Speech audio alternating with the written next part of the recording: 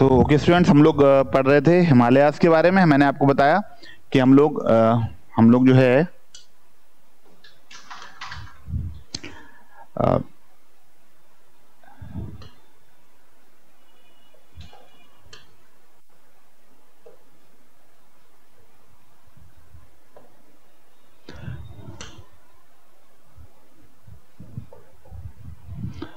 Latitudinal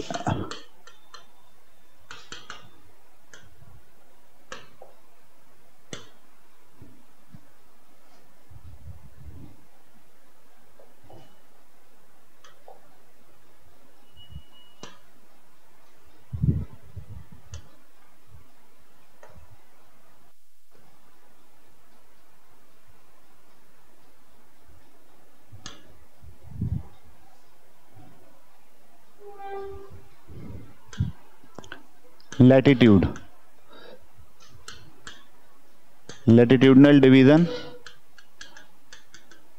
हम लोगों ने पढ़ा, जिसमें हम लोगों ने 4 पार्ट पढ़े थे। कौन कौन से? पहला पार्ट था आपका ट्रांस हिमालयाज, एक बार रिवाइज कर लेते हैं हम लोग। ट्रांस हिमालयाज। दूसरा हम लोगों ने पढ़ा था ग्रेटर हिमालयाज। तीसरा हम लोगों ने पढ़ा था मिडिल हिमालयाज, मिडिल या लेसर हिमालयाज। और चौथा हम लोगों ने पढ़ा है क्या? आउटर और शिवालिक्स, आउटर हिमालयाज और शिवालिक्स। ठीक, ये हम लोगों ने लैटिट्यूड वाइज डिवीजन पढ़ा था। लैटिट्यूड वाइज डिवीजन का मतलब ये कि पहले, फिर इसके बाद, फिर इसके बाद और फिर इसके बाद।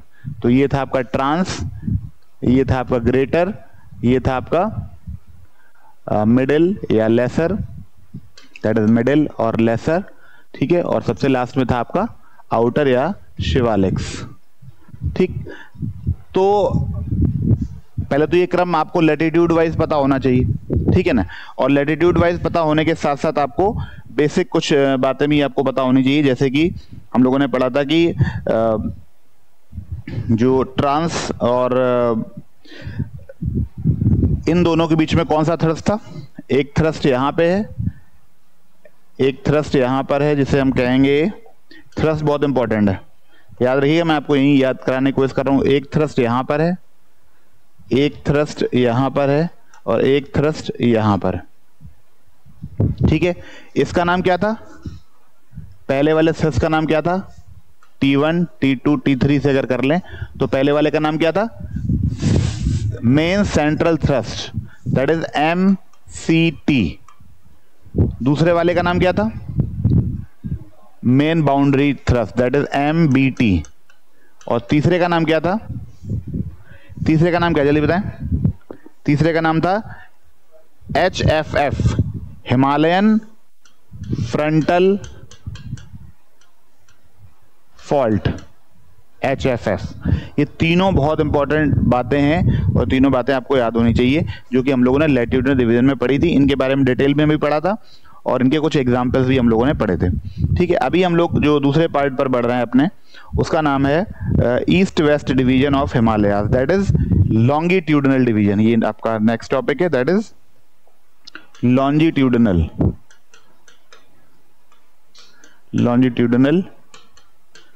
डिवीजन्स, या इसे हम कहते हैं ईस्ट वेस्ट डिवीजन।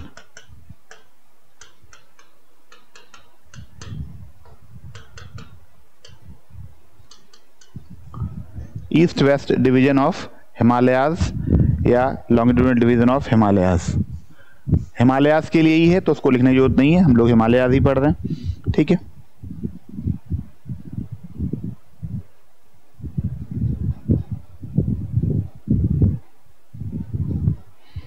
तो इसमें जो सबसे पहला डिवीजन है दैट इज कश्मीर और पंजाब हिमालयाज। फर्स्ट इसकी हेडिंग है, फर्स्ट मतलब है, पहले लिख लीजिए 1 2 3 4, फिर डिटेल में करते हैं। कश्मीर और पंजाब हिमालय।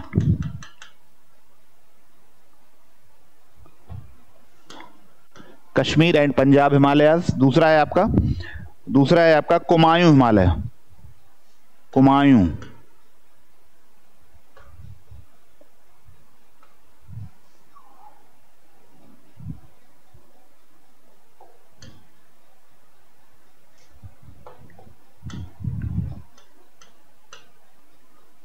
कुमाऊं हिमालय।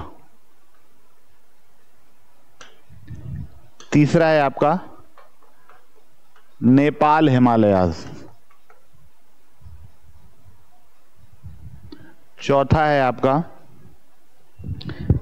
है अरुणाचल या Assam Himalaya, Assam and Arunachal Himalaya.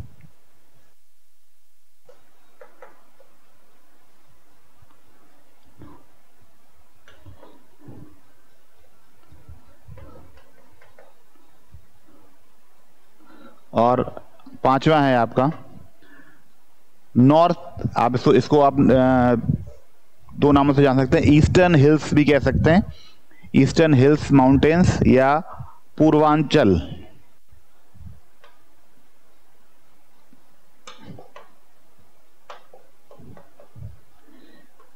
Eastern hills mountains, और एक पॉपुलर नेम जो है इनका दैट इज पूर्वांचल। अब ये वाला पूर्वांचल उत्तर प्रदेश वाला पूर्वांचल नहीं है, पूर्वांचल हिमालयाज हैं ये क्या है, पूर्वांचल हिमालयाज का डिवीजन है ये पूर्वांचल हिमालयाज है। ठीक, तो इसको कंफ्यूज मत होइएगा अपने उत्तर प्रदेश वाले पूर्वांचल के साथ में। ठीक है, अब एक एक करके इनके बेसिक्स के बारे में पढ़ते हैं।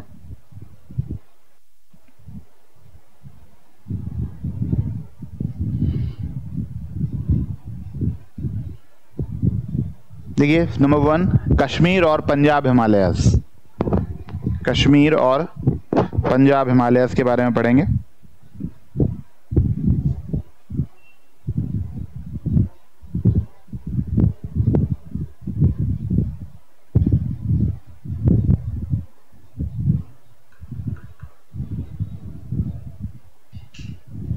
कश्मीर या पंजाब हिमालयाज के बारे में पढ़ेंगे। लिखें, it is located between Indus and Satluj rivers. It is located between Indus and Satluj river.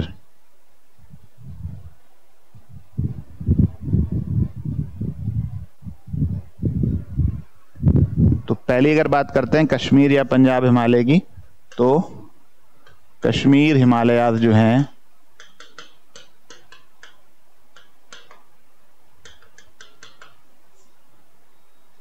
Himalayas हैं, ये जो दोनों, इनकी जो लोकेशन है ये है between Indus and Sutlej river,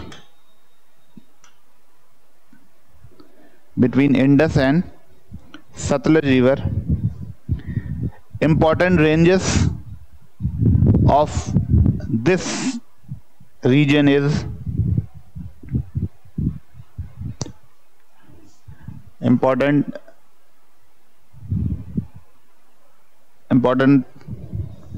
ranges या mountains of this region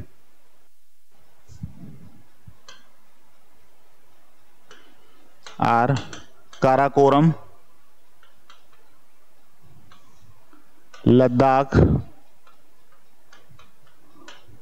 Zanskar and Pir Panjal.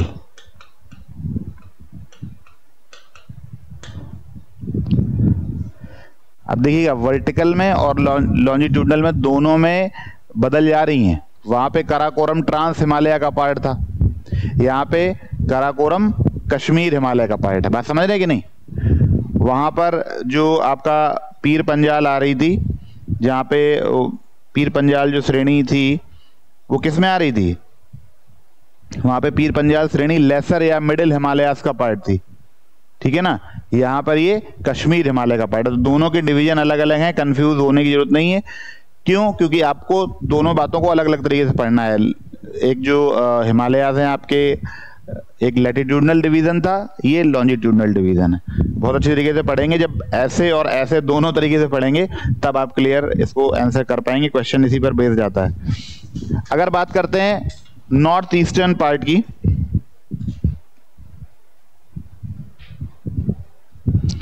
यानी कश्मीर हिमालय का, लिखिए ऐसे लिखिए, द कोल्ड डेजर्ट, एक इंपॉर्टेंट फैक्ट है, the cold desert, cold desert located between, यानी शीत मरुस्थल, जो शीत मरुस्थल है, इज लोकेटेड बिटवीन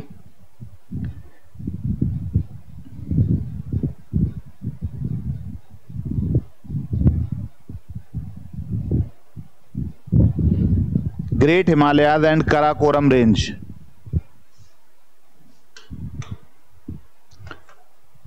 ग्रेट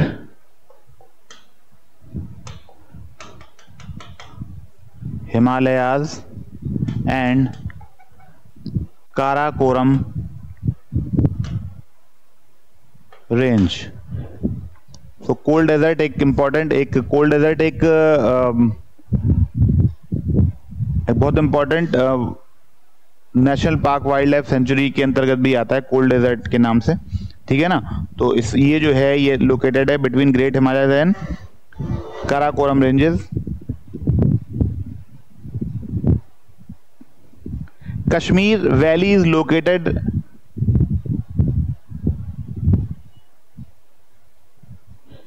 या ऐसे लिखो, Dal lake is located in Kashmir valley. Dal lake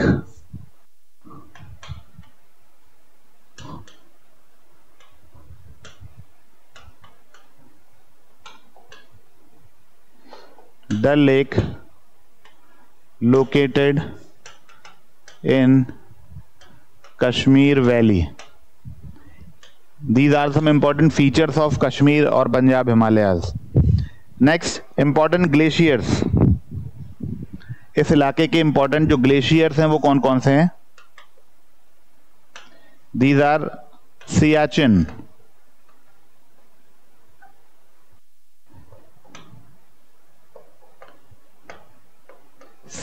and Baltoro.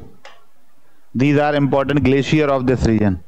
Siachen important, इस क्षेत्र के जो प्रमुख हिमनद हैं। ग्लेशियर्स क्या होते हैं? हिमनद, बर्फ की नदी को ग्लेशियर्स कहते हैं, ठीक है ना। So that is Baltoro and Siachen.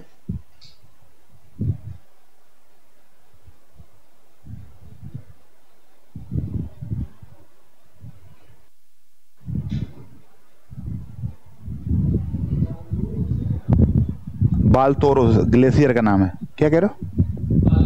नहीं, अलग क्या? हाँ अलग है, Siachen and Baltoro. Next is this region is famous for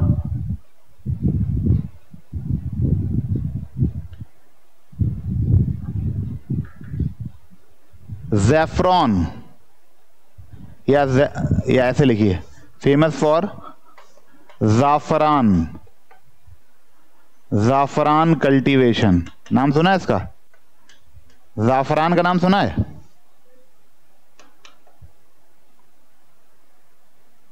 नहीं सुना? ज़ाफ़रान का नाम नहीं सुना? ZAFRAN, ज़ाफ़रान। कहाँ सुना? हिस्ट्री में, ज्योग्राफी में, पॉलिटी में, इकोनॉमी में, कहाँ पे? Zafran is a variety of saffron. केसर की एक प्रजाति है। केसर जो कश्मीर में होता है ना, कश्मीर का केसर विश्व प्रसिद्ध है ना, तो जाफरान उसकी एक क्वालिटी है जो कि सबसे अच्छी क्वालिटी, और ये होती है कश्मीर वैली में। यहां ब्रैकेट में लिख लो, अ variety of saffron,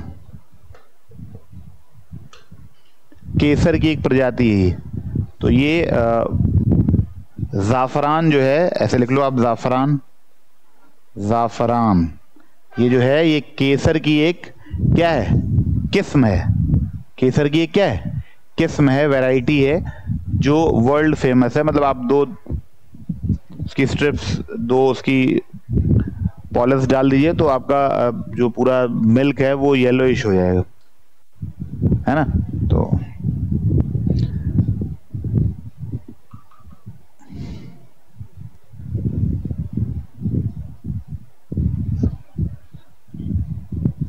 important lakes, important lakes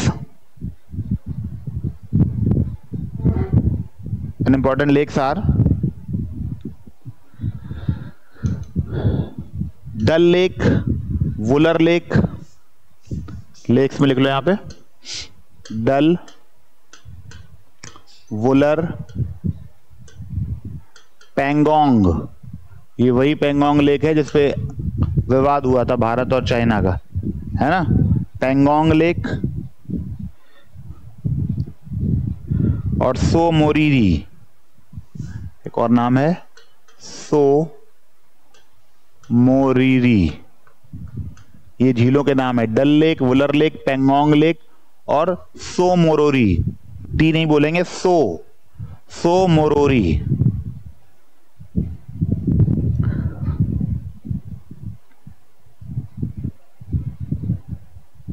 important rivers, Indus and its tributaries. Important rivers कौन कौन सी हैं, ये तो लेक्स थी। रिवर्स की बात करें तो Indus, Jhelum and Chenab. these are important rivers of this area or this region that is known as Kashmir और पंजाब हिमालय। तो ये कुछ इंपॉर्टेंट फीचर्स थे किसके, कश्मीर या पंजाब हिमालय के। Next is Kumaon Himalaya.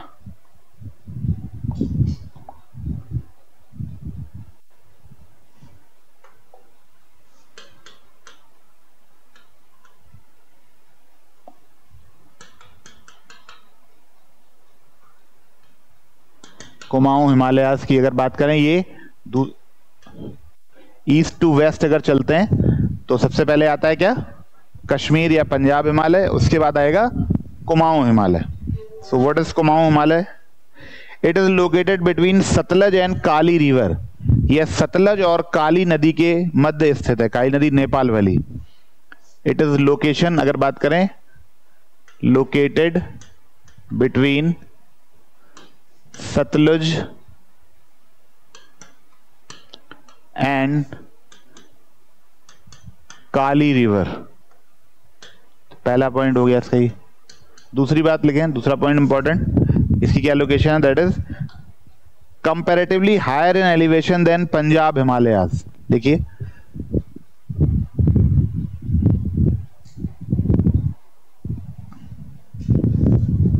देखिए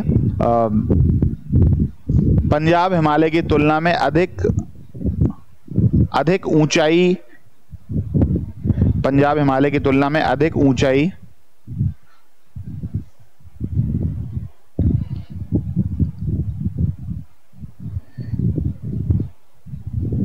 वाला क्षेत्र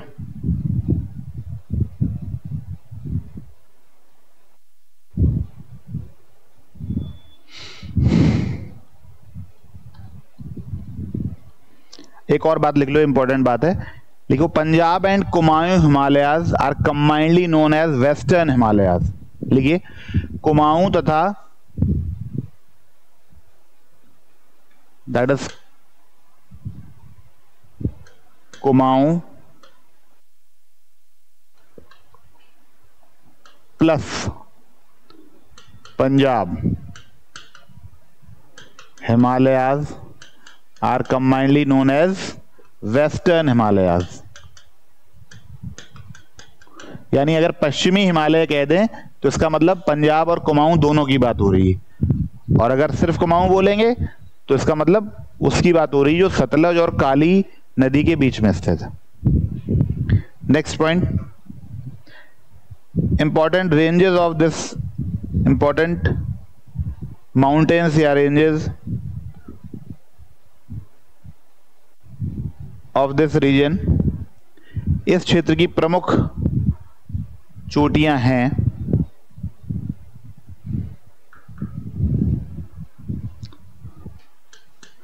बॉर्डर रेंजेस की बात करें तो Nag Tibba,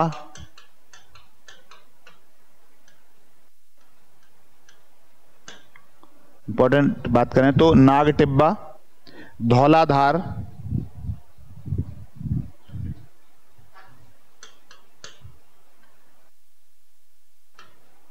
Dhauladhar,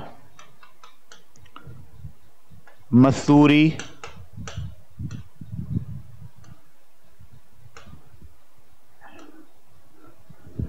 Mussoorie and parts of great Himalayas, कुछ हिस्सा जो ग्रेट हिमालयाज का है वो भी इसके अंतर्गत आता है। And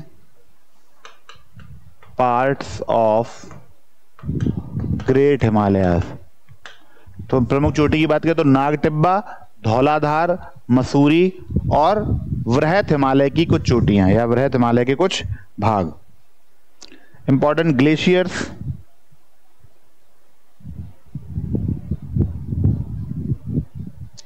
very important, some important glaciers of this region are Gangotri, Yamunotri and Pindar, Gangotri, Yamunotri and Pindari, Gangotri, Yamunotri and Pindari, ये इस क्षेत्र के प्रमुख ग्लेशियर हैं। यानी आपको पता है यमुना का जो उद्गम ओरिजिन है वो यमुनोत्री और गंगा का गोमुख हिमानी जो है वो Gangotri. That means the origin of both Ganga and Yamuna is located in Kumaon Himalaya. Important question है ये, जैसे ही पूछ दिया जाए कि बताइए गंगा और यमुना का जो ओरिजिन है दैट इज, है ना, वो किस हिमालय के किस पार्ट में आता है, and that two longitudinal parts या वर्टिकल पार्ट की अगर बात करें तो किस में आता है, तो आप बताएंगे कि कुमाऊं हिमालय का भाग है। अगर डायरेक्शन वाइज पूछा जाए तो वेस्टर्न हिमालय का पार्ट है। ठीक है, क्लियर है। नेक्स्ट,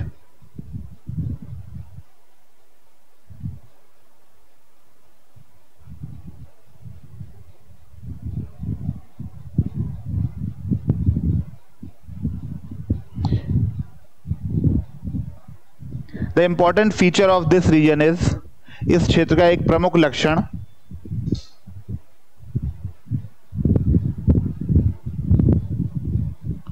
इस क्षेत्र का एक प्रमुख लक्षण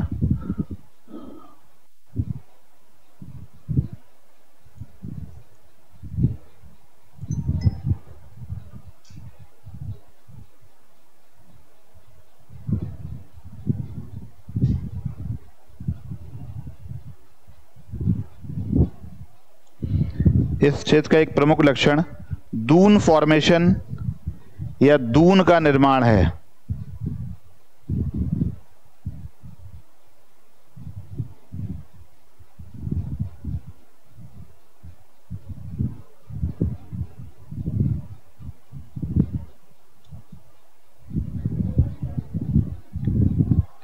इस क्षेत्र का एक प्रमुख लक्षण दून का निर्माण है। The important symptom of this region या characteristic of this region is dune formation,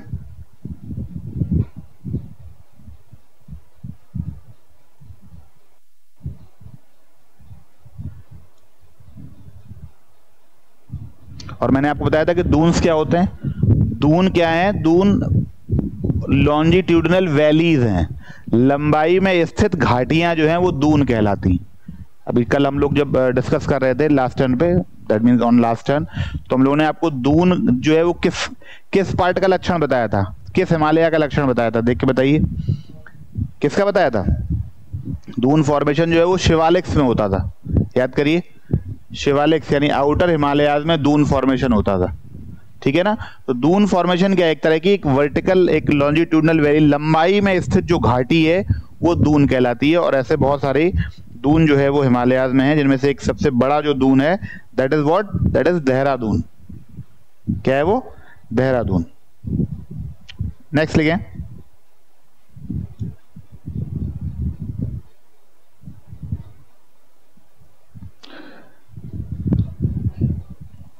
Doon formation, that is Dehradun. Important symptom क्या है? Doon formation, like Dehradun. कहीं पे DUN भी लिखा होता है तो it's okay, no problem. Doon, वहां पे DUN भी, बहुत सारी बुक्स में DOON लिखा है, बहुत सारी बुक्स में DUN लिखा है, तो इट्स ओके। क्या जितनी? नहीं, जो वर्टिकल वैली फॉर्मेशन होता है रेंजेस की, Doon is not, you can से, is not a, you can से माउंटेन। माउंटेन रेंजेस के बीच में जो वर्टिकल वैली आ जाती है, यानी एक खड़ी खड़ी जो घाटी आ जाती है। घाटी क्या होते हैं? दो माउंटेन्स के बीच का जो प्लेस होता है, जो गहराई में होता है, जो सबसिडेंस में होता है, जो सबसिडेंस जोन में होता है। जैसे देखिए ना, जैसे दो ये माउंटेन्स हैं, तो ये वाला इलाका जो है वो क्या है? वो वैली है। और अगर ये वैली लंबाई में स्थित हो, यानी लॉन्जिट्यूडनल स्थित हो, यानी एक लंबाई में एक पट्टी के रूप में स्थित हो, तभी इसे क्या कहेंगे हम? दून कहेंगे। ठीक है, नेक्स्ट देहरादून। दो तीन नाम और लिख लो, कोटली दून और पटली दून। ये भी सब वहीं उत्तराखंड में स्थित हैं। कोटली दून और पतली दून, ये तीन दून हैं, जिसमें जो सबसे बड़ा है, the longest one, longest Doon, that is Dehradun, that is longest of all Duns.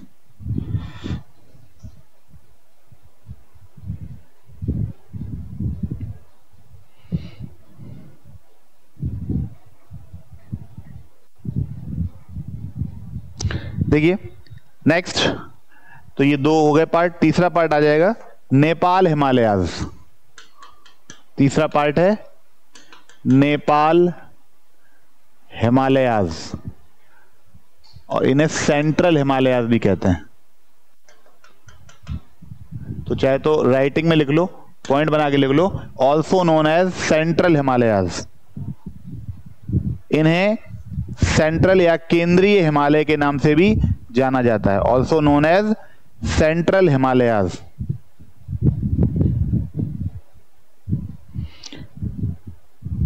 Located between, या इनकी स्थिति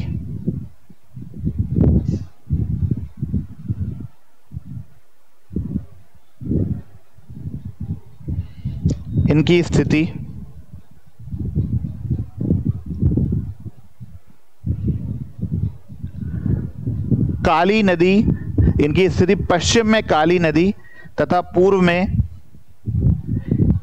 तीस्ता नदी के मध्य स्थित है, तथा पूर्व में तीस्ता नदी के मध्य स्थित है। Located between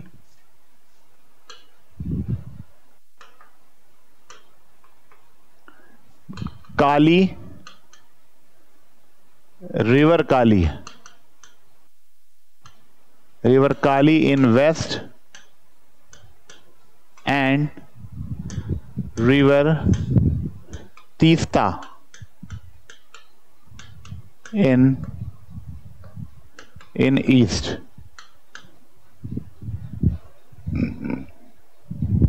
And river Teesta in west, sorry, in east.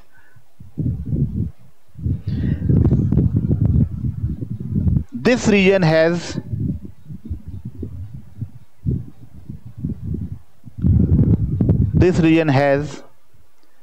the highest peak of Himalayas. इस क्षेत्र में हिमालय की सर्वोच्च चोटियां स्थित हैं।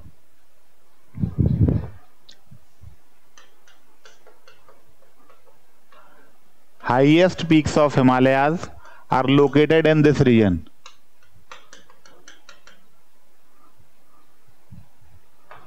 For example, Mount Everest, Kanchenjunga and Annapurna. Like Mount Everest,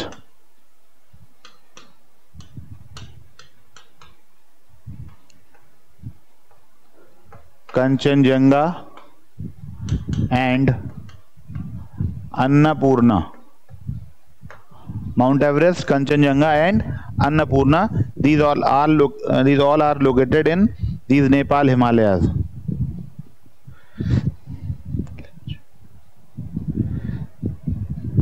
An important, अगला पॉइंट लिखें, an important tribe named Lepcha. An important tribe named Lepcha. लिखिए, एक विशिष्ट जनजाति लेपचा, लेपचा इसी क्षेत्र में निवास करती है.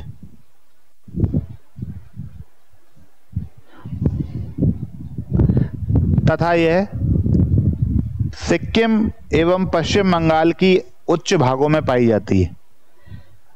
Important tribe name Lepcha resides here and found at the higher reaches of Sikkim and West Bengal, and found at higher reaches of Sikkim and West Bengal. Lepcha नामक जनजाति निवास करती है ना यहाँ पे, जो कि सिक्किम और पश्चिम बंगाल की उच्च भूमि में पाई जाती है. एक छोटी सी बात चाहो तो और लिख लो, ये जो पीछे हम लोगों ने लिखा है ना, ये कुमाऊं हिमालय. कुमाऊं हिमालय में भी एक जनजाति रहती है जो काफी फेमस है, that is named Bhotia. Kumaon Himalaya में एक पॉइंट बना के लिख लो, जो कुमाऊं पीछे लिखा था उसमें एक पॉइंट बना के कहीं लिख लो, क्योंकि जनजाति इंपॉर्टेंट है. लिखिए, ये इस क्षेत्र में भोटिया नामक जनजाति पाई जाती है. भोटिया, कुमाऊं हिमालय हम लोग पढ़ रहे थे, तो यहीं पे लिख लो,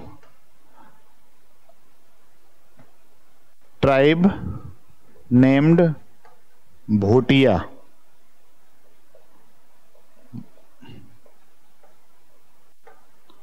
tribe named Bhotia is found here. Bhotia नामक जनजाति पाई जाती है इस क्षेत्र में.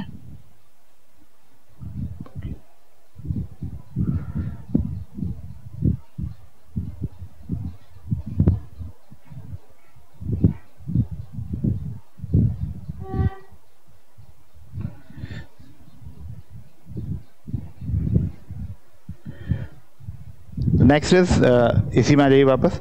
तो लेपचा नाम की जनजाति यहाँ पर पाई जाती है. तो क्योंकि ये ऊंचे हिमालय हैं तो यहाँ पर और कोई विशिष्ट बात नहीं है, क्योंकि बहुत हाई यू कैन से peaks and mountains Nepal Himalaya में पाई जाती है. तो किसी भी तरह की और तरह की एक्टिविटी होने की संभावनाएं जो है वो क्या है, कम है, क्योंकि इतने हायर वो एक तरीके से जो मौसम है वो क्या है, वो एक्सट्रीम कंडीशन में पहुंच जाता है. एक्सट्रीमली कोल्ड वेदर है. तो चाहे वो वेजिटेशन की बात करें या एनिमल लिविंग या स्पीसीज की बात करें या किसी तरह के इकोनॉमिक एक्टिविटी की बात करें, तो वो ना के बराबर है. ठीक है ना, क्योंकि ये highest mountains of you can say Himalayas हैं. Next are Assam and Arunachal Himalayas. Assam and Arunachal Himalayas.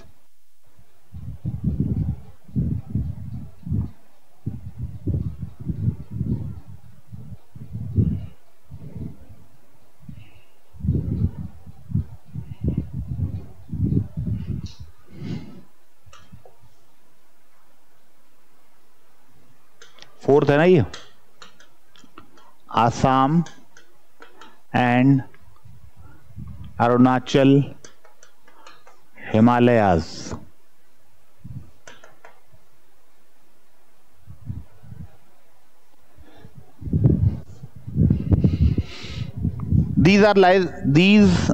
ऐसे लिखो, this region lies between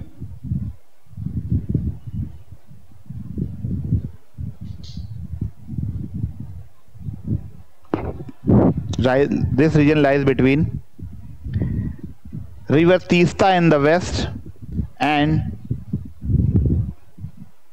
Dihang, that is Brahmaputra in the east. देखिए यह क्षेत्र पश्चिम में तीस्ता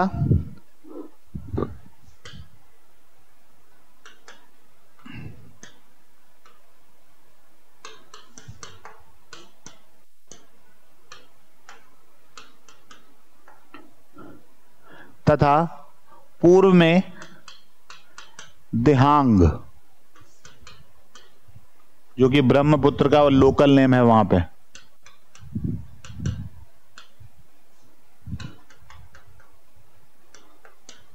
तथा पूर्व में दिहांग ब्रैकेट में ब्रह्मपुत्र नदी के मध्य स्थित है। This region is located between Teesta in the west and Brahmaputra that is Dihang that is Brahmaputra in the east. Next, for the first time Britishers, ध्यान से सुनिए, इंपॉर्टेंट पॉइंट है, for the first time Britishers introduce the tea plantation in this region. अंग्रेजों ने सर्वप्रथम चाय के बागानों की शुरुआत इसी क्षेत्र से की।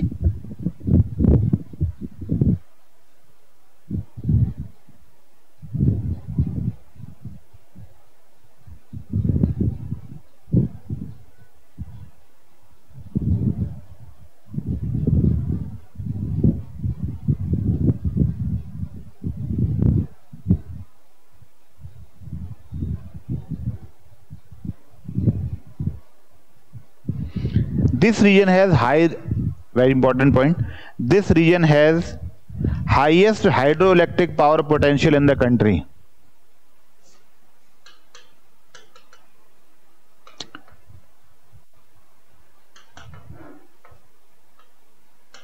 This region has highest hydropower potential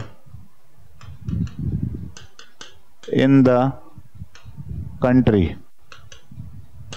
देखिए, यह क्षेत्र सर्वोच्च जल विद्युत उत्पादन क्षमता वाला भाग है। यह क्षेत्र सर्वोच्च जल विद्युत उत्पादन क्षमता वाला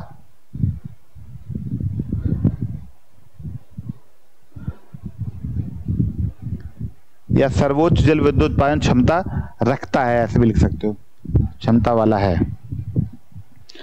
क्या कारण है? गॉर्जेस हैं, ऊंचाई है, ऊंचाई से गिरता हुआ पानी है, और हाइड्रोइलेक्ट्रिक बनाने के लिए हम लोगों ने एनर्जी में पढ़ा था जब हम लोग डैम्स के बारे में पढ़ रहे थे, तो हाइड्रोइलेक्ट्रिक बनाने के लिए क्या चाहिए? ऊंचाई से गिरता हुआ पानी। अब इस क्षेत्र में क्योंकि ऊंचाई नीचाई, गॉर्जेस, फिर डीप्स, फिर माउंटेन्स, ये वाला जो फिनोमिनन है ये क्या है? ये ज्यादा है, तो जाहिर सी बात है कि हर एक स्टेप पर एक हाइड्रोइलेक्ट्रिक पावर प्लांट बन सकता है। यानी एक ही नदी पर 2, 4, 5 किलोमीटर में एक गॉर्ज आ जाता है, तो उससे क्या होता है? उससे वहां पे जो है वहां पर डैम लाइक स्ट्रक्चर बनाया जा सकता है और इलेक्ट्रिसिटी या हाइड्रो इलेक्ट्रिसिटी का उत्पादन जो है वो किया जा सकता है।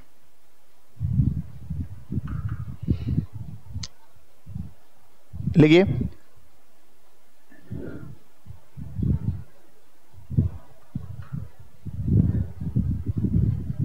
shifting and zooming, that is zoom, shifting and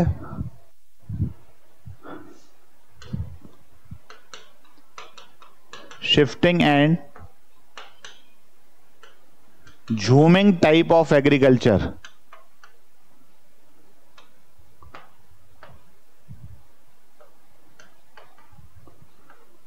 shifting and zooming type of agriculture is an important characteristic of this region।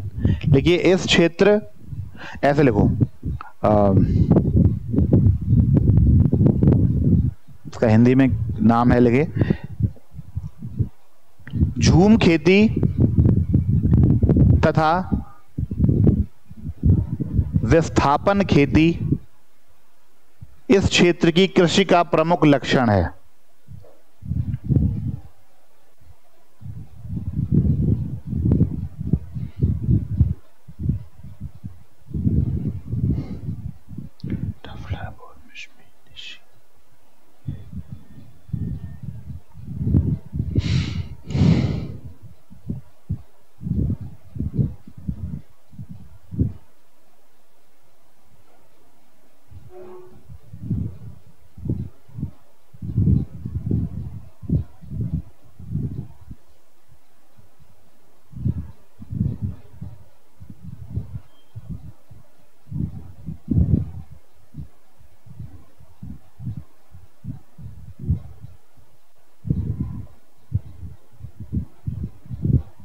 Next point, some important tribes of this region, इस क्षेत्र की प्रमुख जनजातियां निम्नलिखित हैं। Some important tribes of this region are tribes, some important tribes of this region are Monpa, Dafla, Monpa, Dafla, Abor, Mishmi, Monpa, Dafla, Abor, Mishmi, Nishi etcetera.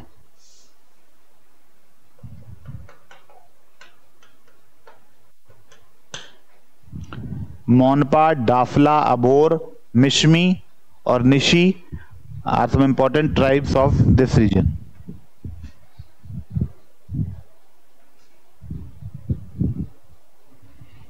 Now the next is Purvanchal hills.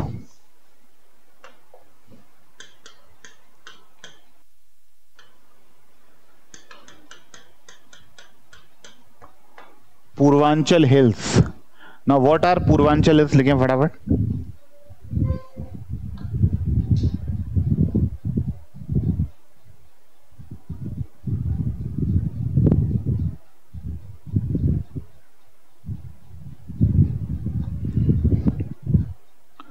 Purvanchal hills में लिखें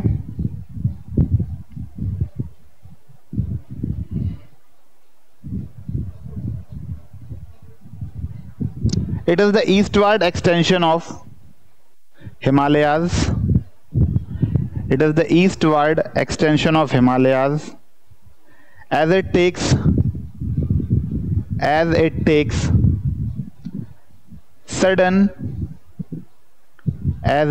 sudden southward turn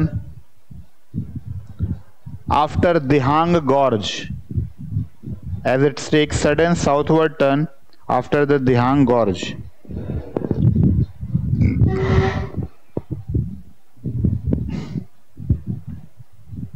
देखिए यह हिमालय का पूर्ववर्ती विस्तार है, यह हिमालय का पूर्ववर्ती विस्तार है जो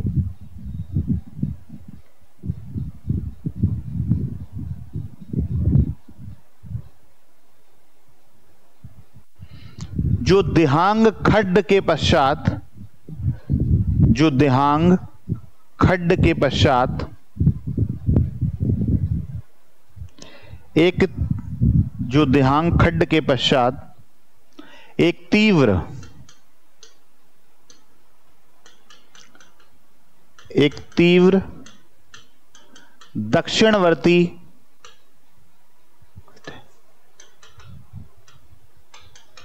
एक तीव्र दक्षिणवर्ती मोड़ लेता है।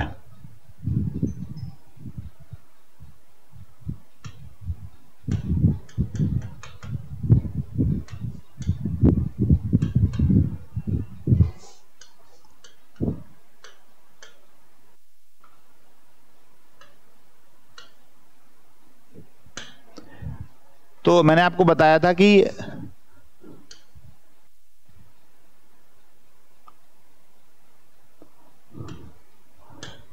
ये हिमालय है, ये नेपाल है आपका, और यहां से जब जाता है ये अरुणाचल है। तो अरुणाचल में ये ब्रह्मपुत्र नदी के पास से जो हिमालयन रेंज है ये एकदम तीव्र साउथवर्ड हो जाती है, ये जिसको मैंने बताया था क्या, अराकान योमा, याद आ रहा है? अराकान योमा वर्ड बोला था ना, अराकान योमा, जो कि म्यांमार बॉर्डर पर स्थित है ऐसे। तो ये तीव्र दक्षिणवर्ती ये मोड़ लेता है, ये जो तीव्र दक्षिणवर्ती मोड़ है ये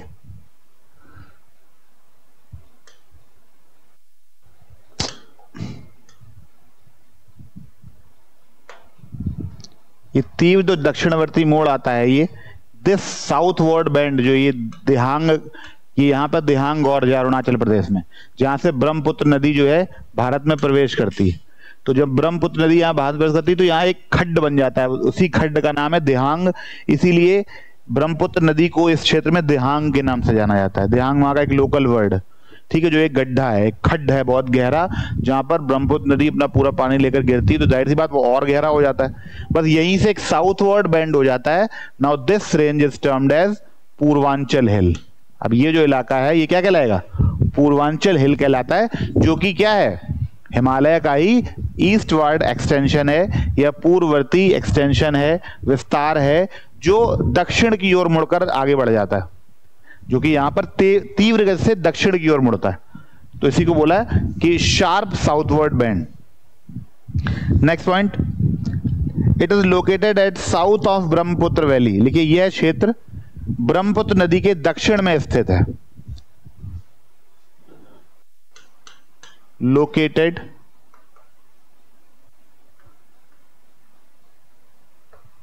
साउथवर्ड ऑफ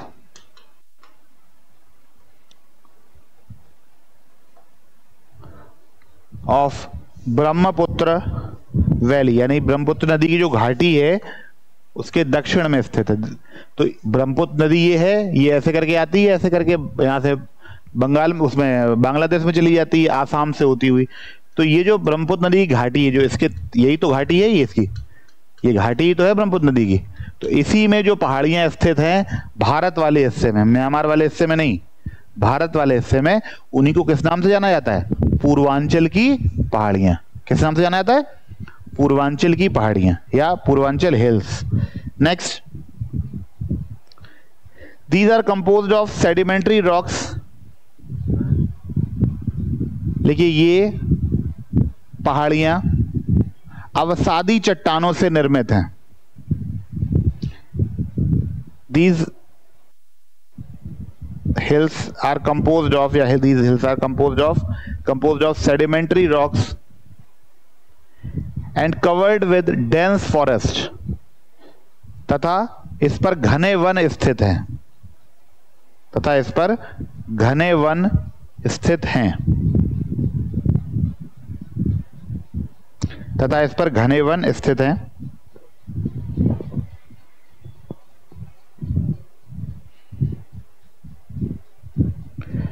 इस क्षेत्र की प्रमुख पहाड़ियां निम्नलिखित हैं। देखिए important hills of this region are, important hills of this region are,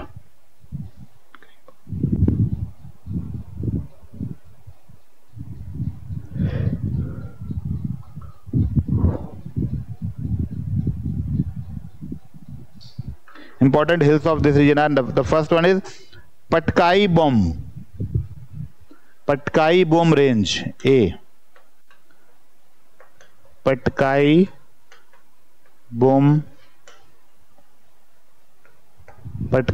range, that is located in Arunachal Pradesh.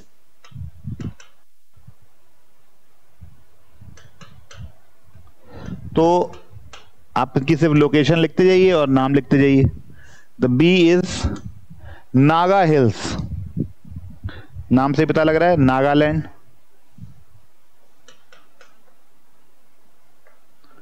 Naga hills located in Nagaland.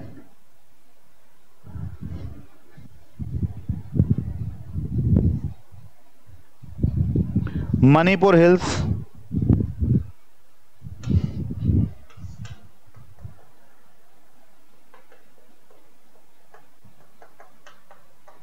Manipur hills location लिखो,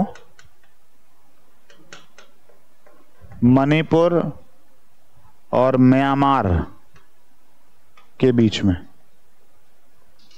दैट इज मणिपुर और म्यांमार के बीच में, यानी म्यांमार कंट्री है, यानी हमारे एक, यानी एक तरीके से इंटरनेशनल बाउंड्री बनाती है इंडिया और म्यांमार के बीच में मणिपुर हिल्स। बरेल हिल्स,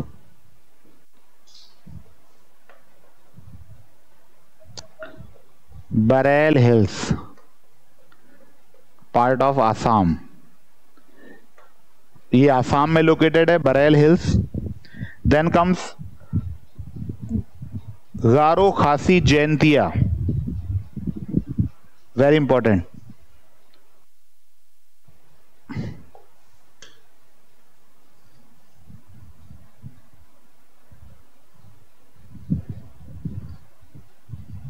इसके बाद आती है ई, that is Garo,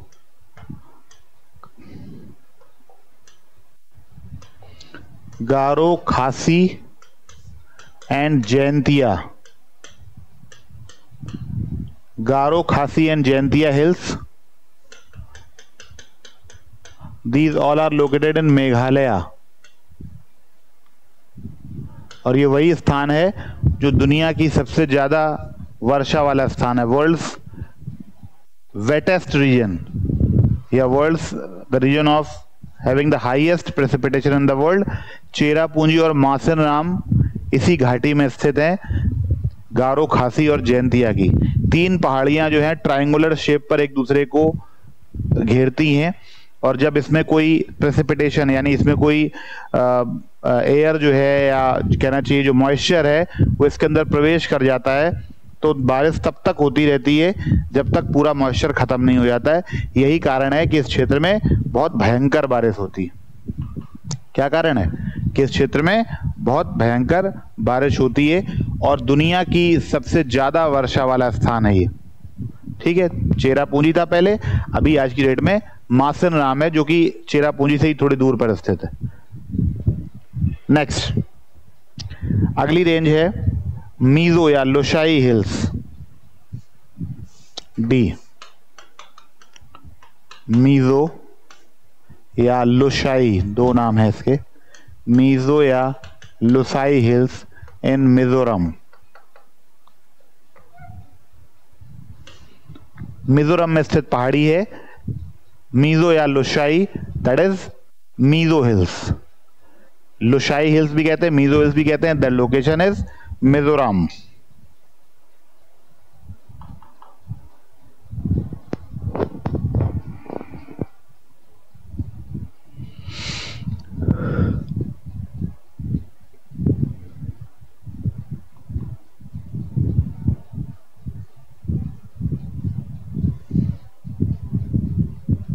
The important river of this region is Barack.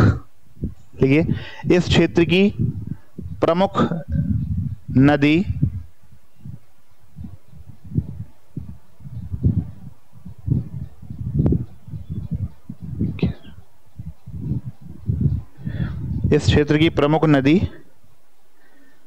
Barack नदी है,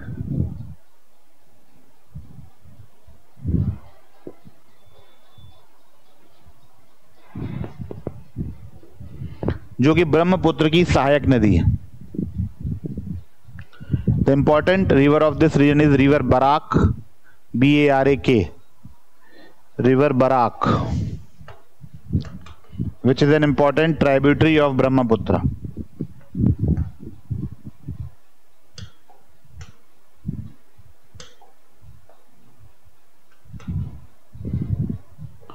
That is tributary of Brahmaputra, tributary of Brahmaputra.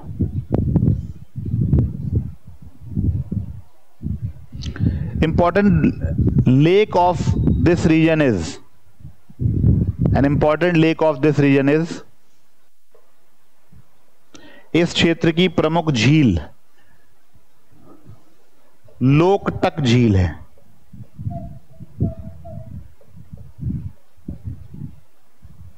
जो कि मणिपुर में स्थित है।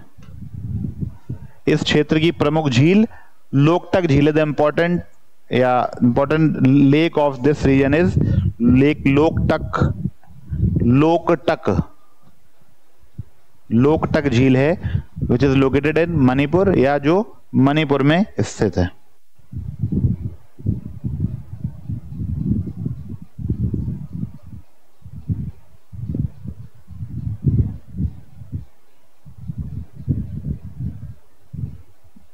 This region is located at, एक important point है related to earthquake. This region is located at Naga fault line,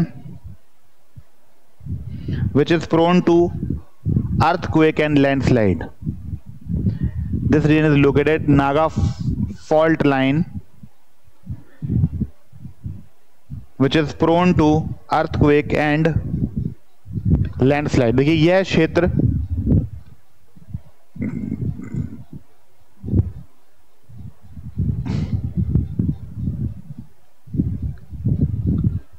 यह क्षेत्र भूकंप की दृष्टि से अत्यंत सक्रिय है।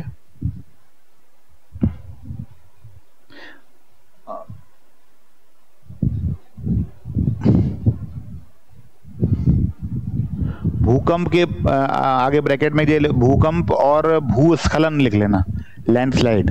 यह क्षेत्र भूकंप तथा भूस्खलन की दृष्टि से अत्यंत सक्रिय है क्योंकि यह नागा फॉल्ट लाइन पर स्थित है, क्योंकि यह नागा फॉल्ट लाइन पर स्थित है।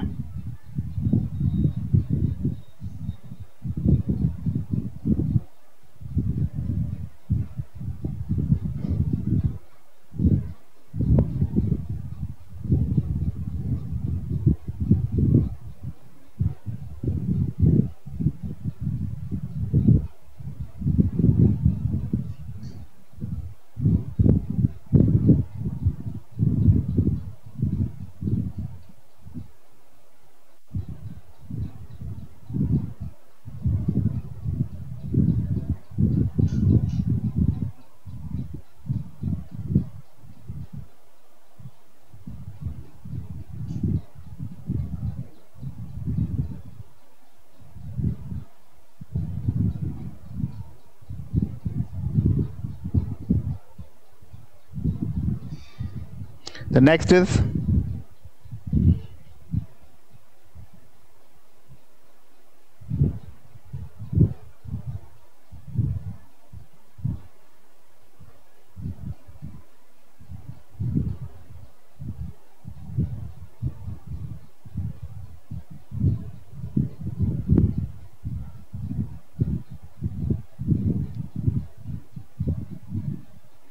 एक पॉइंट लिख लो, इंपॉर्टेंट है ये। The highest peak of Purvanchal Himalayas,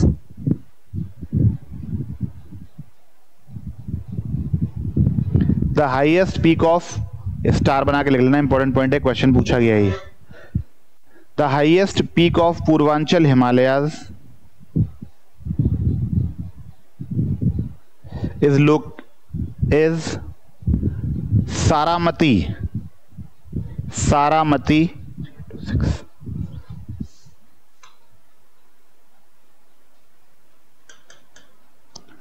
located in Naga Hills,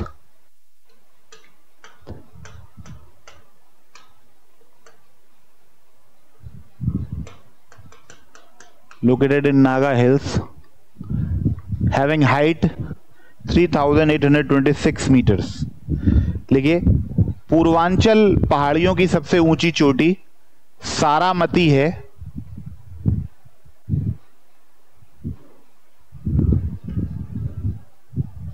जिसकी ऊंचाई 3826 मीटर है, इसकी ऊंचाई 3826 मीटर है तथा यह नागा की पहाड़ियों, नागा हिल्स में स्थित है।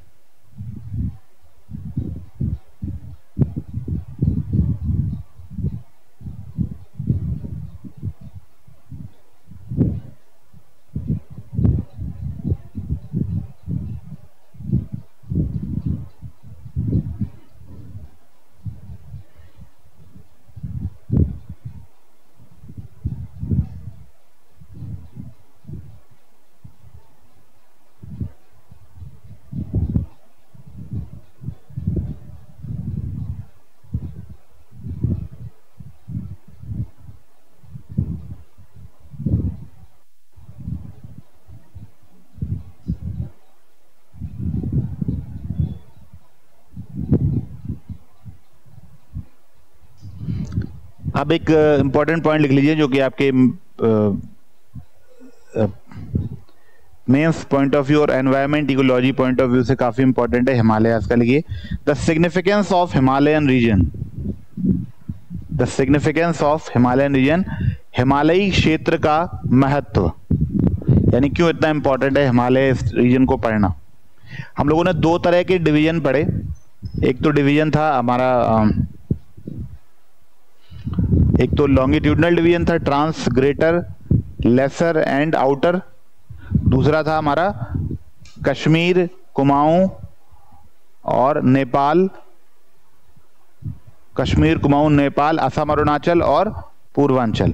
एक और डिवीजन है जो कि ऐसी नॉर्मल डिवीजन है जो कि डायरेक्शन बेस्ड है, उसमें पूरे पंजाब और कुमाऊं को वेस्टर्न कह देते हैं, नेपाल को सेंट्रल कह देते हैं, और अरुणाचल, असम और जो हमारा ये पूर्वांचल है इसको ईस्टर्न कह देते हैं। तो जो एक डिवीजन है उसमें वेस्ट, ईस्ट और मिडिल कर देते हैं, यानी ईस्ट, सेंट्रल, पहले वेस्ट फिर ईस्ट, वो पहले वेस्ट फिर सेंट्रल फिर ईस्ट कह देते हैं। तो ये सबसे सामान्य डिवीजन है। मैंने आपको दोनों तरह के डिवीजन पढ़ा दिए, एक लॉन्गिट्यूडनल पढ़ाया, एक वर्टिकल पढ़ाया, एक वर्टिकल पढ़ाया और एक हॉरिजॉन्टल पढ़ाया। याद कर लीजिए, ये रटने वाली चीज नहीं है। जब हम बात करते हैं लैटिट्यूड वाइज तो trans Himalayas, greater Himalayas, lesser Himalayas और आउटर हिमालयाज। बोलिए साथ में, trans Himalayas, greater Himalayas, lesser Himalayas and outer Himalayas. ये एक डिवीजन है लैटिट्यूड वाइज। जब बात करते हैं लॉन्जिट्यूडनल की बात करते हैं तो कश्मीर एंड पंजाब हिमालयाज, सबसे ईस्ट में अगर बात करें, सबसे वेस्ट में बात करें तो कश्मीर एंड पंजाब हिमालयाज, उसके बाद कुमाऊं हिमालयाज, उसके बाद नेपाल हिमालयाज, उसके बाद असम अरुणाचल हिमालयाज और फिर ईस्टर्न हिल्स या पूर्वांचल हिल्स। ये दोनों स्टैंडर्ड डिवीजन है। एक नॉर्मल डिवीजन है जिसमें हमने पंजाब कश्मीर हिमालय और कुमाऊं हिमालय को वेस्ट कह दिया। क्या कह दिया? वेस्ट। और इधर अरुणाचल, असम और पूर्वांचल को ईस्ट कह दिया, और नेपाल बीच बचा ना बीच में, उसको सेंट्रल कह दिया। तो वेस्ट, ईस्ट और सेंट्रल कह दिया जाए तो एक डिवीजन हो गया। एक डिवीजन में 5 जो भाग थे वो कर दिए गए, जो रीजन वाइज हैं वो हो गया, और एक हो गया आपका vertical division, latitude wise division. तो कहने का मतलब ये है कि ये डिवीजन आपके एकदम दिमाग में फिट होने चाहिए, दिमाग में अच्छी तरीके से बैठे होने चाहिए, तभी आप हिमालयाज के लोकेशन वाले क्वेश्चंस कर पाएंगे। इसको मतलब इसको आपको बार बार पढ़ना है, देखना है, इसका चित्र देखना है, इसका फिगर बनाना है। एटलस है सबके पास? एटलस है तो एटलस में हिमालयन रीजन को देखिएगा कि कैसे ग्रेटर में कौन क्या चीजें आती हैं, ट्रांस में क्या आ रही हैं। जो मैंने लिखाई हैं वो हिस्से ग्रेटर में, ट्रांस में, लेसर में, शिवालिक्स में आते हैं या नहीं आते हैं।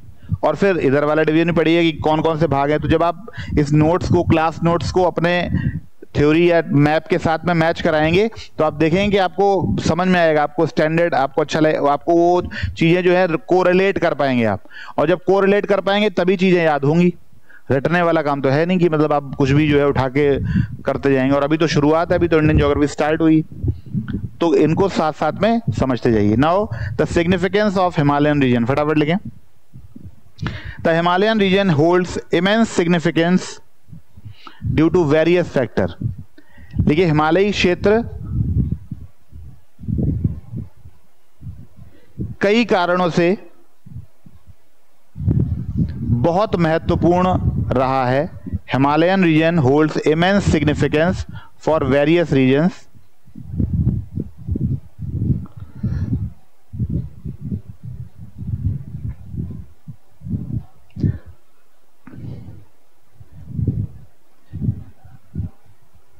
Some of the key significances are, इस लिखिए, जिनमें से प्रमुख निम्नलिखित हैं।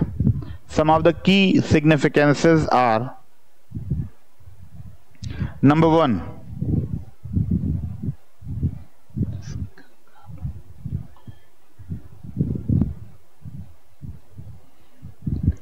पहला महत्व है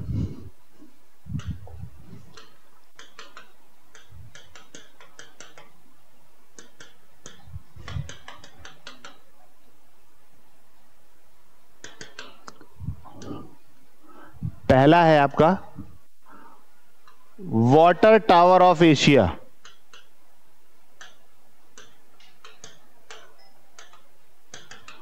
इसे एशिया का जल स्तंभ भी कहा जाता है। तो पहला सिग्निफिकेंस है वाटर टावर ऑफ एशिया। क्यों? क्योंकि इस क्षेत्र की सबसे बड़ी नदियों का उद्गम स्थल हिमालय है। लिखिए, सिंधु, दैट इज इंडस, आप लोग लिखें, it is the origin of major rivers like. लिखिए, यह सिंधु, गंगा, ब्रह्मपुत्र तथा मेकोंग जैसी बड़ी नदियों का उद्गम स्थल है। It is the origin of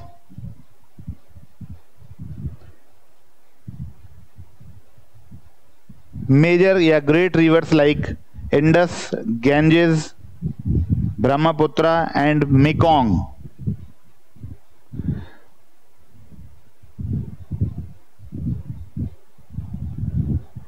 These rivers sustain vast populations and nourish agriculture across Asia। देखिए, ये नदियां एक बड़ी जनसंख्या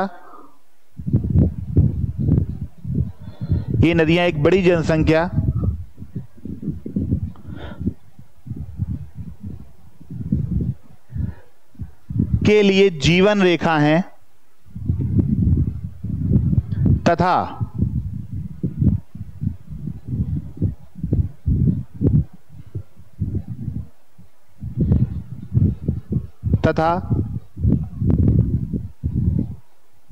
तथा संपूर्ण एशिया की कृषि के लिए महत्वपूर्ण है।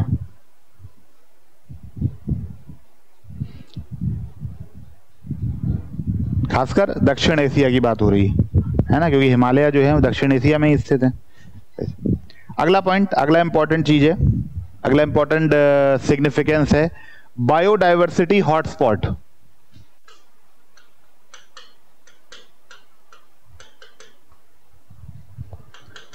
बायोडायवर्सिटी हॉटस्पॉट है ये। कैसे? इट इज बायोडायवर्सिटी हॉटस्पॉट क्या होते हैं? जैव विविधता क्षेत्र हैं ये, जैव विविधता क्षेत्र जहां पर बहुत सारे वनस्पति, दैट इज फ्लोरा और फौना में बहुत ज्यादा डाइवर्सिटी पाई जाती है। क्योंकि रीजन ऐसा है, फ्रॉम आप देखिए कि 700-800 मीटर की ऊंचाई से शुरू होकर 8000 मीटर की ऊंचाई तक है। तो इस इलाके में बहुत सारी उपयुक्त जो वनस्पतियां, जड़ी बूटियां, जीव जंतु, सूक्ष्म जीव, बड़े जीव, एक्सटिंक्ट होने के कगार पर पाए जाने वाले जीव, पक्षी, सब कुछ पाया जाता है। That is why it is a biodiversity hotspot. लिखिए, फ्लोरा और फौना की विविधता के कारण, लिखिए, diversity of flora and fauna resulted Himalayas as a great biodiversity hotspot. Resulted Himalayas as great diversity hotspot.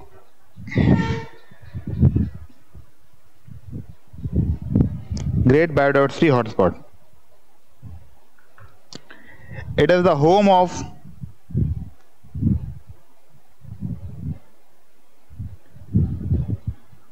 Unique floras. यह विशिष्ट प्रकार की वनस्पतियों का उद्गम होने के साथ साथ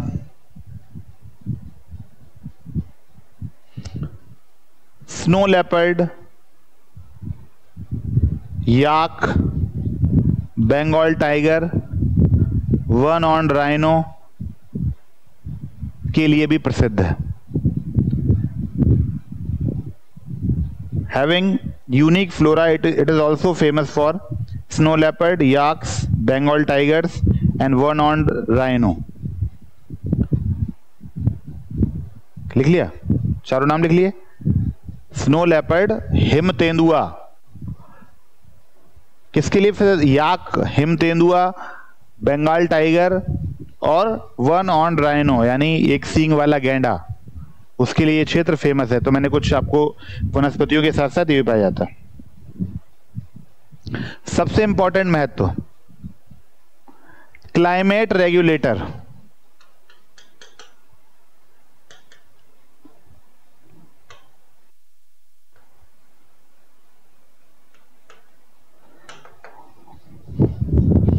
लिखिए, it has crucial role in regulating global climate. यह भौगोलिक जलवायु के निर्धारण में महत्वपूर्ण है।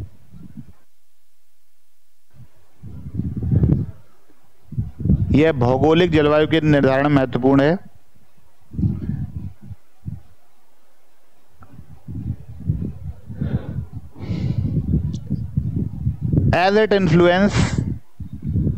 as it influences monsoon patterns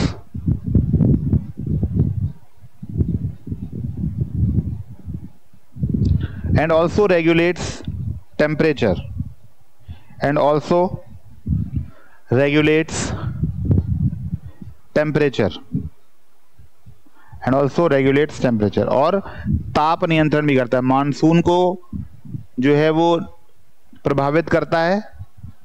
किस तरीके से महत्वपूर्ण है? ग्लोबल क्लाइमेट को नियंत्रित करने में, क्योंकि यह मानसून को नियंत्रित करता है और तापमान को भी नियंत्रित करता है।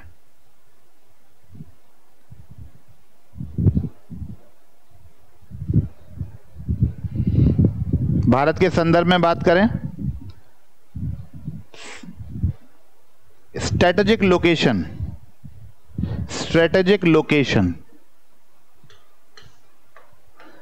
रणनीतिक क्षेत्र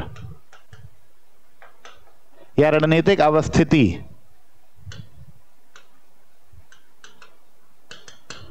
स्ट्रेटेजिक लोकेशन या रणनीतिक अवस्थिति लिखिए। It forms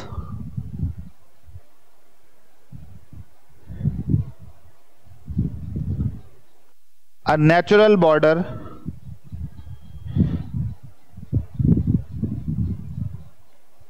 for various countries like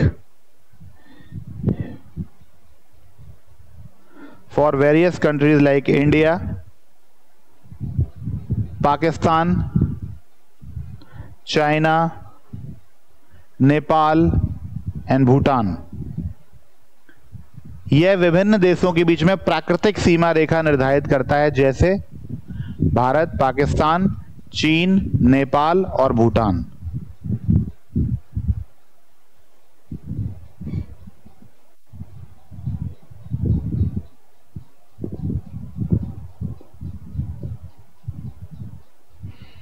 next is tourism and adventure. अगला महत्व है टूरिज्म एंड एडवेंचर। तो दुनिया भर के लोग टूरिज्म और एडवेंचर के लिए हिमालयन रीजन में आते हैं। जो एडवेंचर यानी जो माउंटेनियरिंग करना चाहते हैं वो दुनिया भर से आते हैं, क्योंकि दुनिया का सबसे ऊंचा पर्वत इसी क्षेत्र में है। और टूरिज्म के लिए भी लोग जाते हैं कि हिमालय की खूबसूरती और उसकी जो फ्लोरा और फौना की विविधता देखने के लिए भी लोग जाते हैं। तो इसमें कुछ लिखाने की जरूरत नहीं है, टूरिज्म एंड एडवेंचर आप समझ गए होंगे। नेक्स्ट इज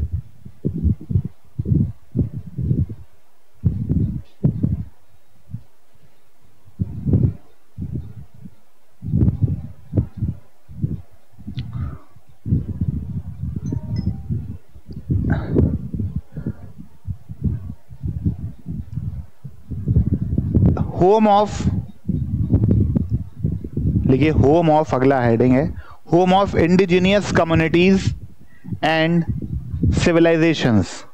लिखिए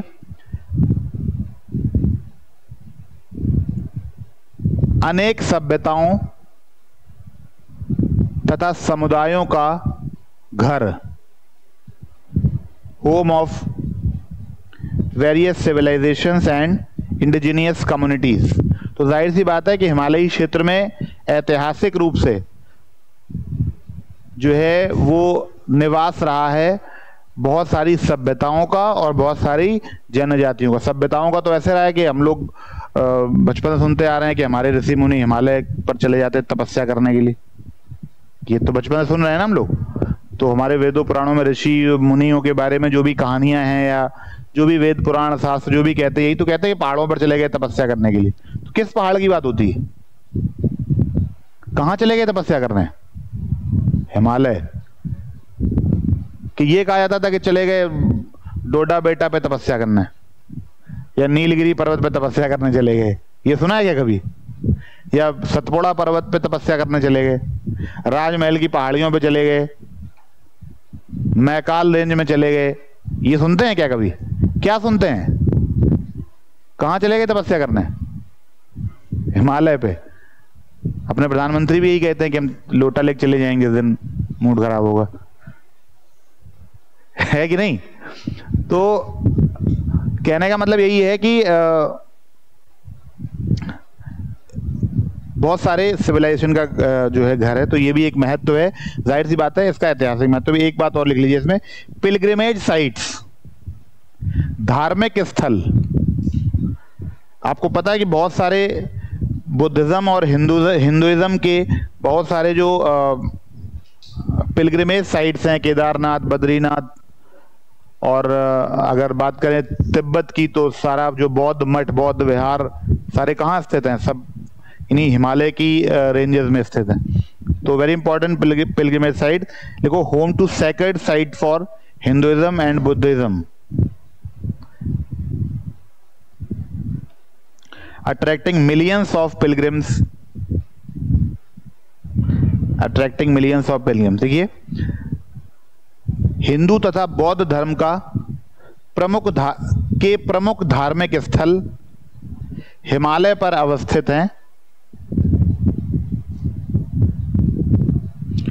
जहां पर लाखों लोग प्रतिवर्ष आत्मिक शांति के लिए पहुंचते हैं।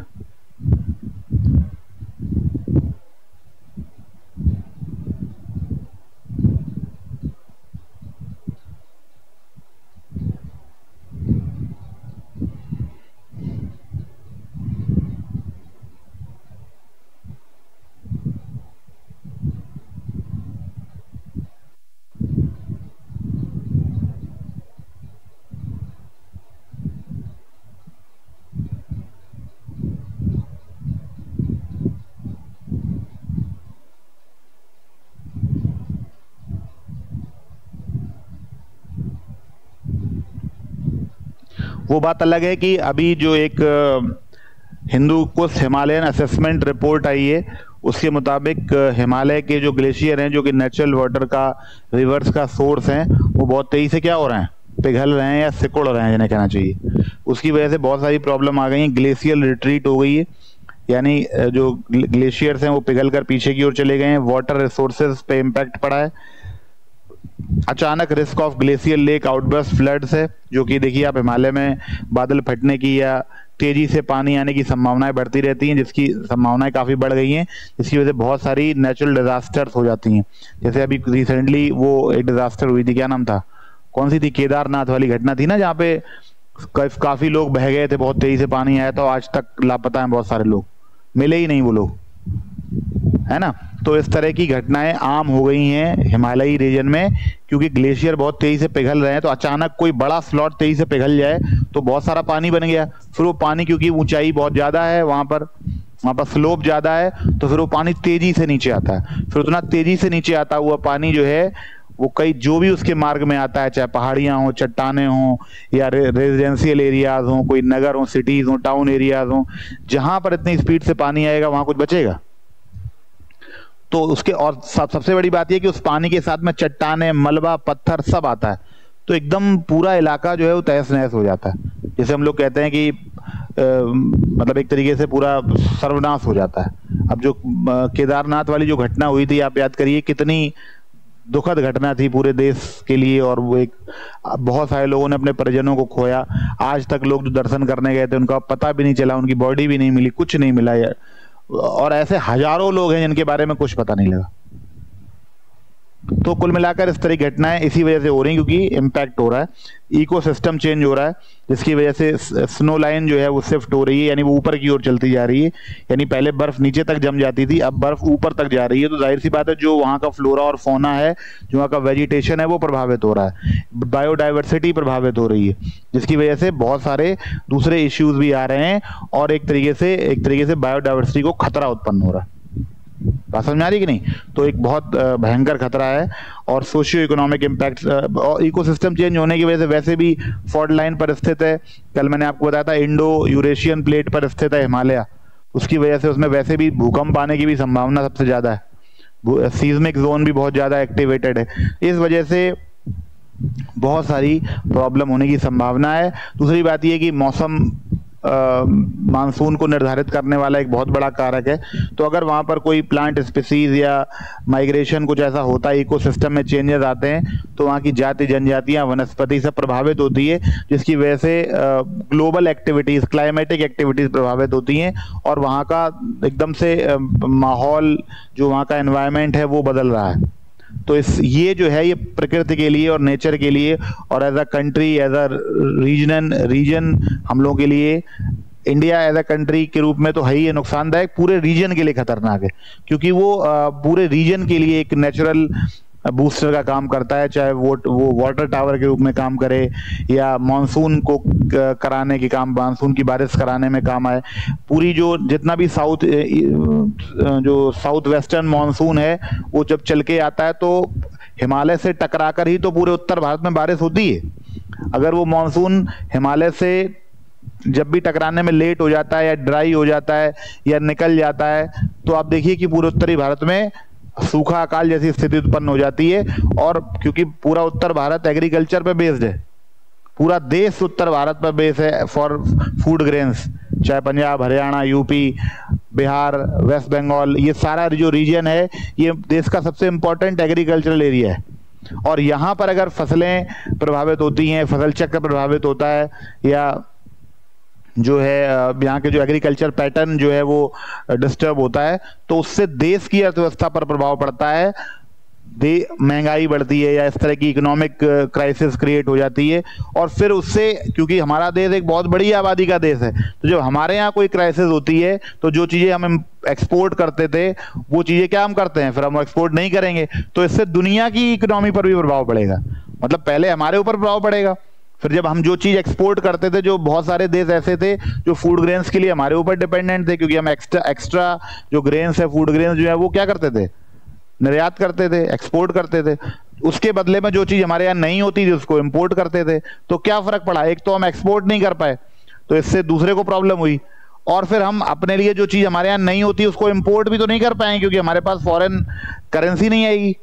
व्यापार करने के बाद ही तो हमें मुनाफा या फायदा होता था। उस फायदे को हम लोग, जो चीजें हमारे यहाँ नहीं होती, फॉर एग्जांपल जैसे हमारे यहाँ पेट्रोलियम नहीं होता, तो हम, आपको पता है कि हम लोग पेट्रोलियम का 75 to 80% जो है वो क्या करते हैं, इंपोर्ट करते हैं। तो कहीं का मुनाफा कहीं पर एडजस्ट करते थे, जिससे कि फिर व्यवस्थाएं चलती रहती थी। अब अगर हमें फॉरेन करेंसी ही नहीं मिलेगी तो हम बाकी इंडस्ट्री वाले चीजें कैसे, ये तो मैंने एक एग्जाम्पल बताया, ऐसी बहुत सारी चीजें हैं जो हम इंपोर्ट करते हैं, लेकिन वो डिपेंड किस पर है, हमारे एक्सपोर्ट पर। एक्सपोर्ट हमारा मेजर क्या है, फूड ग्रेन्स। तो फूड ग्रेन्स अगर प्रभावित हो गया तो पूरी हम भी प्रभावित होंगे और हमसे जुड़े लोग भी प्रभावित होंगे, पूरी दुनिया प्रभावित होगी, क्योंकि हम 140 करोड़ हैं। तो अगर हमारे यहां मान लो एक बार फसल अच्छी ना हो तो हमारा सारा बफर स्टॉक घर में यूज हो जाएगा। गवर्नमेंट जो है वो कुछ एक्सपोर्ट ही नहीं कर पाएगी, एक्सपोर्ट नहीं कर पाएगी तो उसके पास फॉरेन करेंसी नहीं आएगी, फॉरेन करेंसी नहीं आएगी तो जिस फॉरेन करेंसी से वो दूसरी चीजें खरीदती है जो हमारे यहाँ नहीं होती हैं, जो कि उतनी इंपॉर्टेंट है जितना कि फूड ग्रेन, तो वो उन सारी चीजों की शॉर्टेज हो जाएगी, उसकी कीमत बढ़ जाएगी, महंगाई हो जाएगी। तो उससे बहुत सारे लोगों के रोजगार, व्यापार, उद्योग धंधे सब प्रभावित होंगे, क्योंकि ज्यादातर तो सब जो है वो मतलब एक तरीके से अनऑर्गेनाइज्ड सेक्टर या प्राइवेट सेक्टर ही है। गवर्नमेंट सेक्टर में कितनी जॉब है, ज्यादा बहुत ज्यादा है जॉब, तो 70-80 लाख पूरे देश में सब मिला के, और आबादी ये देश की 140 करोड़। अगर युवाओं की बात करें तो करीब 60 करोड़ युवा हैं। उस 60 करोड़ युवा में अगर 1 करोड़ युवा को एम्प्लॉयमेंट अपॉर्चुनिटीज दे दी गई तो भी बाकी चीजें तो रह जाती हैं ना, फिर 59 करोड़ क्या करेंगे। तो कुल मिलाकर पूरा सोशियो इकोनॉमिक इम्पैक्ट जो है वो हिमालय का है। अब सोचिए हिमालय इतना इंपॉर्टेंट है, हिमालय केवल एक माउंटेन के रूप में इंपॉर्टेंट नहीं है कि आपकी यूपीएससी एग्जाम में आता है, उसके इतने सारे इंपॉर्टेंट है, सोशियो इकोनॉमिक इम्पैक्ट्स भी हैं। ये लाइन भी लिख लीजिएगा, लास्ट वाला एक पॉइंट बना के लीजिएगा, socio economic impacts, socio economic impacts. ये आपको ऐसे वगैरह लिखने में काम आएगा, या कभी इंटरव्यू में या किसी और मेंस में आपके लिए इंपॉर्टेंट पॉइंट है ये। चलिए अब हम लोग पढ़ते हैं कुछ important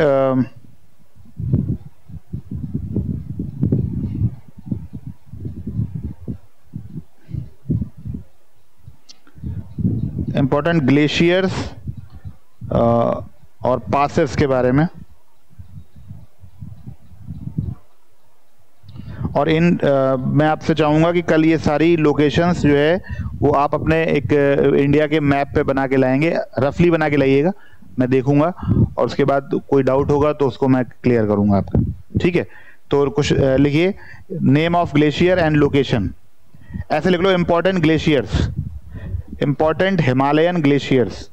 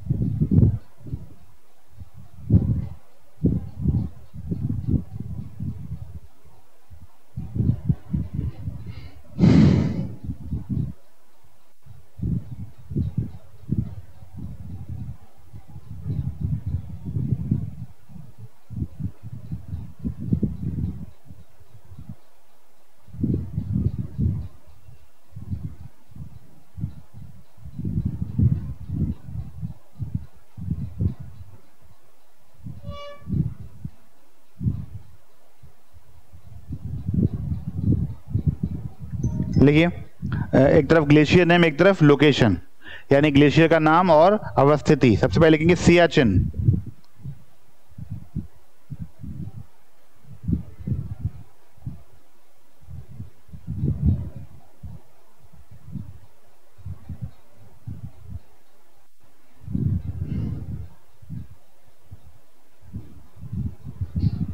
Siachen, location Karakoram,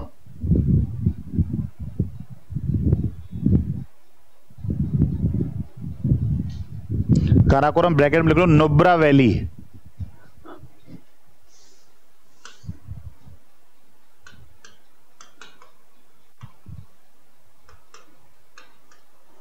Karakoram bracket में लिख लो नुब्रा वैली।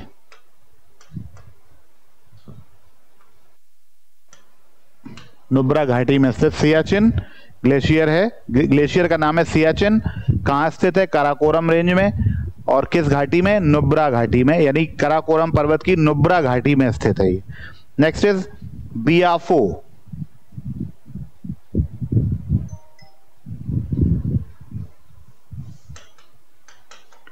बियाफो ये भी काराकोरम में है, ब्रैकेट में लिख लो लद्दाख रीजन,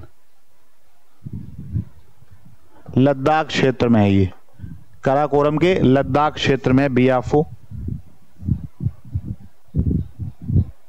चोगोलुंगमा, चोगोलुंगमा ये भी काराकोरम में है, काराकोरम रेंज में ही स्थित है।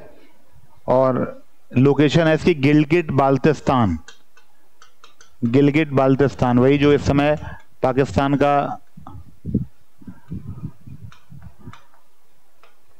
एक अनडिस्टर्ब्ड एरिया है। चोमोलुंगमा, चोगोलुंगमा। इसके बाद गंगोत्री, चोगोलुंगमा काराकोरम गिलगिट बाल्टिस्तान, ब्रैकेट में लिख लेना। गंगोत्री,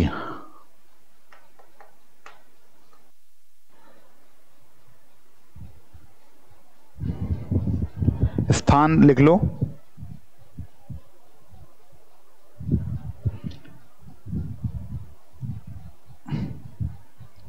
गोमुख उत्तराखंड, गोमुख उत्तराखंड, गंगोत्री गोमुख नामक स्थान से निकलती है जो कि यूके में है, उत्तराखंड में। Next is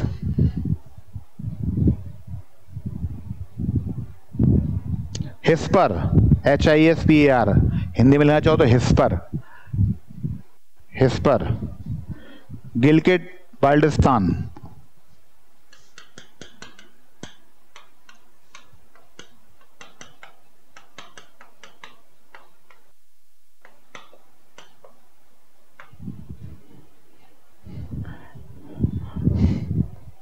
Gilgit Baltistan.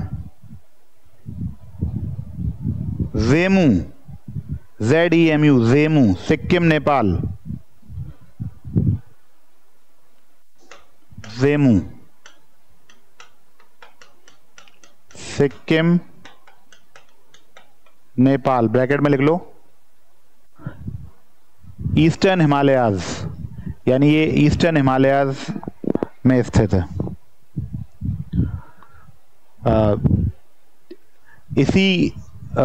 इसी ग्लेशियर का पानी तीस्ता नदी में बहता है। जो रिवर तीस्ता थी ना, जो कोसी और तीस्ता के बीच में कौन सा हिमालय था? Nepal Himalaya.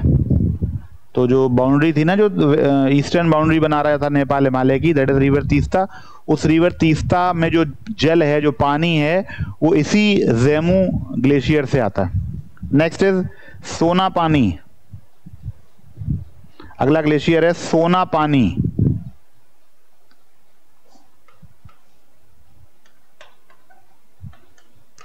It is Lahaul and Spiti, Lahaul Spiti district of Himachal Pradesh, Lahaul Spiti जगह का नाम है, ब्रैकेट में लिख लो हिमाचल प्रदेश।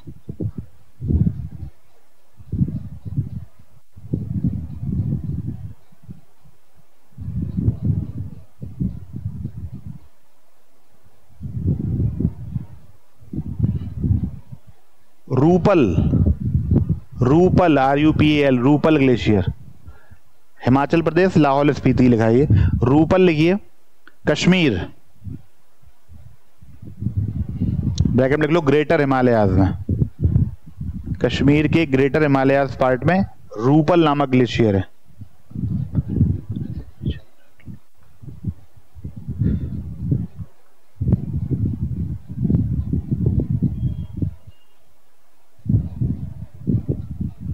बाराशिगरी, बाराशिगरी ये लाहौल में है और ये भी HP में है, हिमाचल प्रदेश में है। लाहौल हिमाचल प्रदेश।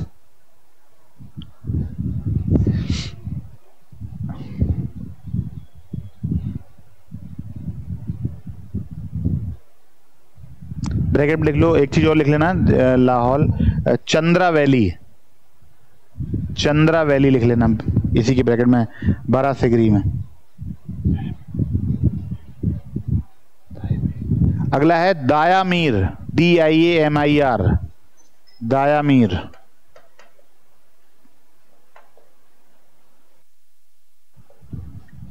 दायामीर लोकेशन लिखो नंगा पर्वत, नंगा पर्वत जो कि POK में है इस समय, पाकिस्तान ऑक्यूपाइड कश्मीर में। नंगा पर्वत POK।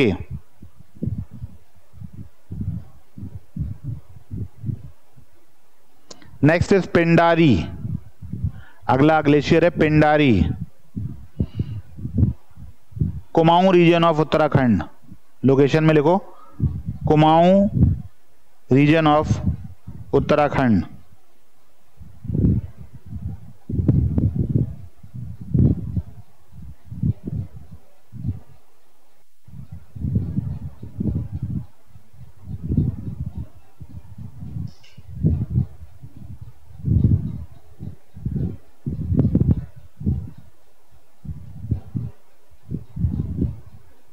बालतोरो, बालतोरो लिखा है? नहीं लिखा है, लिखो बालतोरो।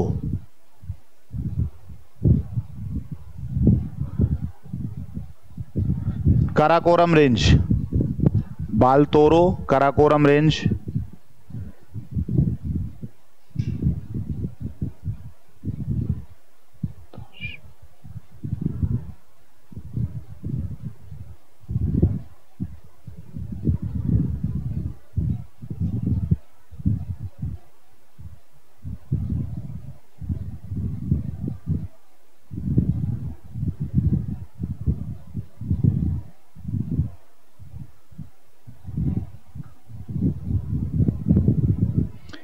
येपो कांगरा ग्लेशियर, येपो कांगरा,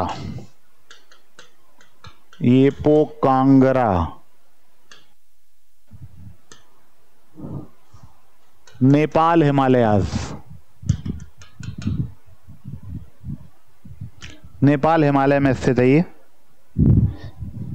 सेंट्रल नेपाल चाहे तो लिख लो, central Nepal Himalaya.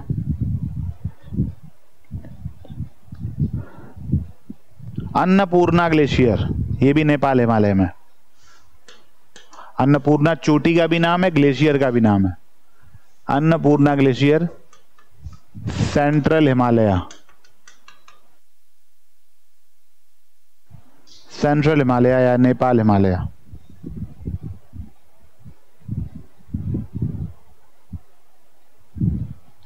Rongbuk, Rongbuk, Rongbuk glacier, and that is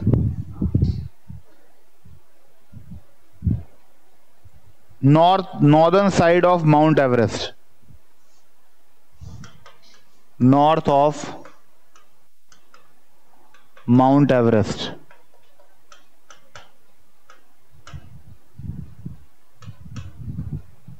ये माउंट एवरेस्ट के उत्तर में स्थित है, रोंगबुक ग्लेशियर।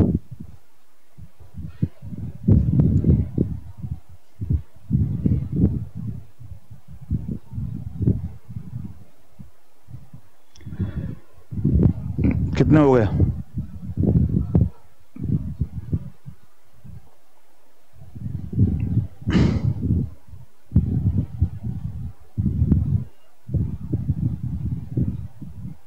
हम्म, 16।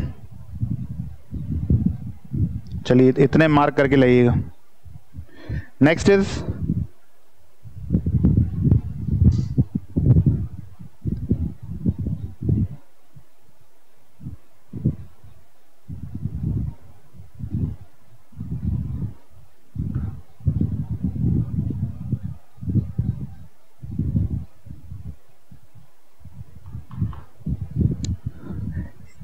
एक चीज लिख लो, उसके बाद फिर ग्लेशियर्स पासेस के बारे में लिखो। लिखो snow line in Himalayas, Himalaya में हिम रेखा, या सिर्फ हिम रेखा लिख लो आप लोग। आप लिख लो snow line in Himalayas, Himalaya की बात तो हो ही रही है। इंपॉर्टेंट पॉइंट है ये, लिखिए the snow line on a mountain demarcates, the snow line in a mountain demarcates the boundary beyond the perpetual snow, the boundary beyond the perpetual snow is present throughout the year।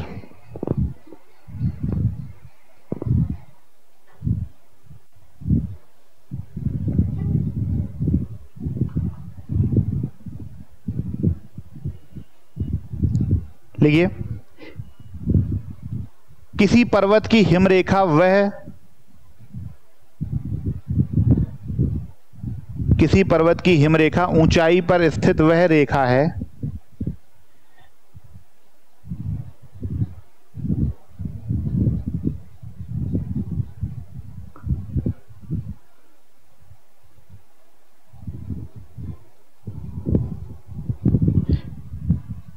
जिसके ऊपर लगभग वर्ष भर जिसके ऊपर लगभग वर्ष भर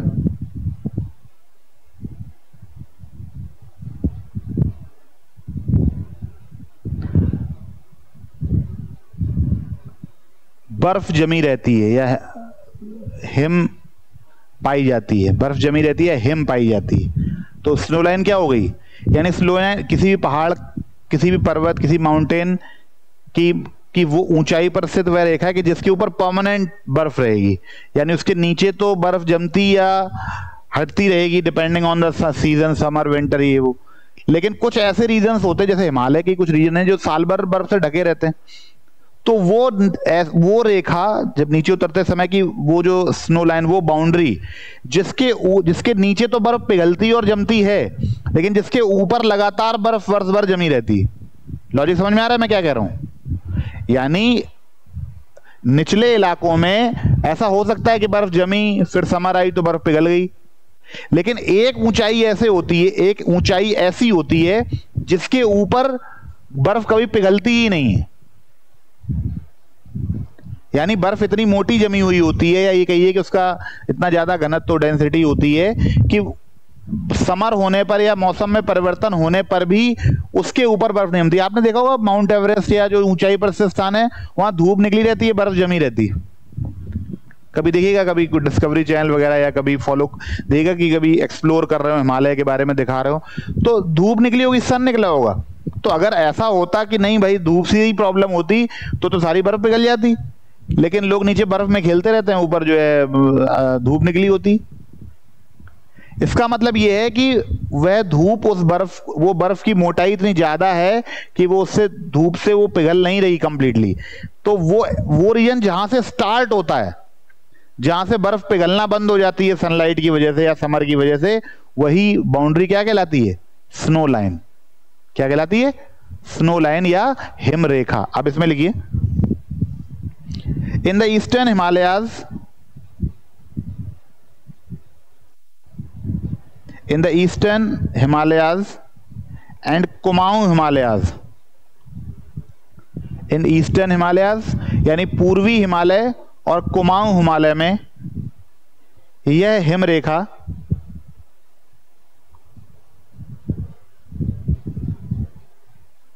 in eastern Himalayas and Kumaon Himalayas, the snow line is situated at an elevation of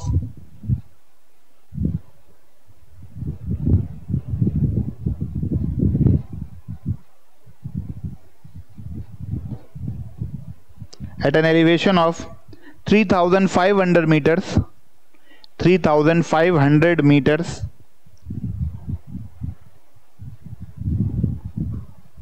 whereas in western Himalayas 3,500 meters above sea level, उसमें ऐड कर लेना, यानी अबव सी लेवल यानी समुद्र तल से ऊपर, यानी जो हाइट है ये कहां से मेजर करी जा रही है? सी लेवल से, above sea level. Whereas in western Himalayas, जबकि पश्चिमी हिमालय में यह हिमरेखा, whereas in western Himalayas this snow line is located eight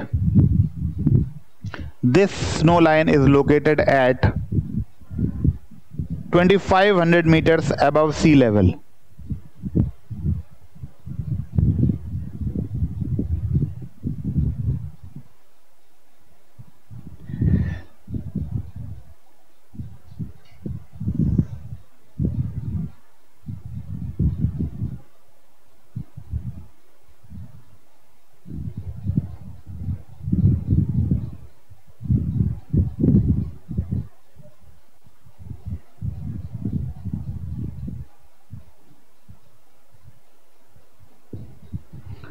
तो आप देखिए कि वेस्टर्न पार्ट्स में जो है स्नो लाइन जो है वो क्या है? स्नो लाइन लोअर है, जबकि ईस्टर्न पार्ट में स्नो लाइन हायर है। ऐसा क्यों है पता है? ऐसा इसलिए है क्योंकि जो काराकोरम का जो लैटिट्यूड है वो 36 डिग्री नॉर्थ है, जबकि जो हमारा ये जो आपका कंचनजंगा यानी जो ईस्टर्न पार्ट है, ये वाला पार्ट है स्नोलैंड का, कुमाऊं से लेकर ईस्टर्न वाला, इसकी जो एवरेज जो लैटिट्यूड है वो 28 डिग्री है। तो कहने का मतलब ये है कि जितना ज्यादा नॉर्थवार्ड जाते जाएंगे टेम्परेचर उतना कम होता जाएगा ना, तो बर्फ जमने की शुरुआत जल्दी हो जाएगी। इसीलिए वेस्टर्न हिमालयाज में 2500 मीटर की ऊंचाई पर ही बर्फ जमना यानी स्नोलाइन मिलना शुरू हो जाती है, जबकि हायर लैटिट्यूड होने की, जबकि लोअर लैटिट्यूड होने की वजह से इधर कंचनजंगा वाले क्षेत्र में, या कहना चाहिए हिमालय नेपाल वाले क्षेत्र में, इस क्षेत्र में 3500 मीटर की ऊंचाई पर बर्फ जमना परमानेंटली शुरू होती है, क्योंकि लैटिट्यूड हायर है ना, लैटिट्यूड लोअर है। तो लैटिट्यूड लोअर का मतलब सनलाइट ज्यादा पड़ेगी, तो ज्यादा सनलाइट मतलब उसमें इंटेंसिटी ज्यादा है, तो ज्यादा बर्फ पिघला देगी ना। उधर जितना लैटिट्यूड हायर होता जाएगा उतनी इंटेंसिटी लोअर होती जा रही है सनलाइट की, तो उतना कम ऊंचाई तक वो बर्फ पिघला पाएगी, यानी नीचे तक बर्फ जमी होगी। इसीलिए वेस्टर्न हिमालयाज की स्नो लाइन 2500 मीटर है और ईस्टर्न हिमालयाज की कितनी है, 3500 मीटर। बात समझ में कि नहीं? तो ये एक इंपॉर्टेंट पॉइंट है जो आपको समझना। तो इस तरीके से ये हम लोगों ने आज पढ़ा इसको। अब इसमें ये खत्म, ये समाप्त हो गया। इसमें मुझे थोड़ा सा आपको पासेस और एक दो वैलीज के बारे में बताना है, तो इसके लिए फटाफट कल सो करके फिर कल नॉर्दर्न प्लेन से स्टार्ट करेंगे, ठीक है? तो कल केवल पासेस के नाम आपको लिखाने, हो सकेगा तो मैं एक आपको टेबल बना के आपको एक ऑनलाइन भी प्रोवाइड करा दूंगा या दिलवा दूंगा, इससे टाइम ना ज़्यादा यूज हो, और थोड़ा सा वैलीज के बारे में बता के फिर कल हम लोग स्टार्ट करेंगे नॉर्दर्न प्लेन्स यानी उत्तर का मैदान, ठीक है? चलिए, तो आज के लिए इतना ही। Thank you class.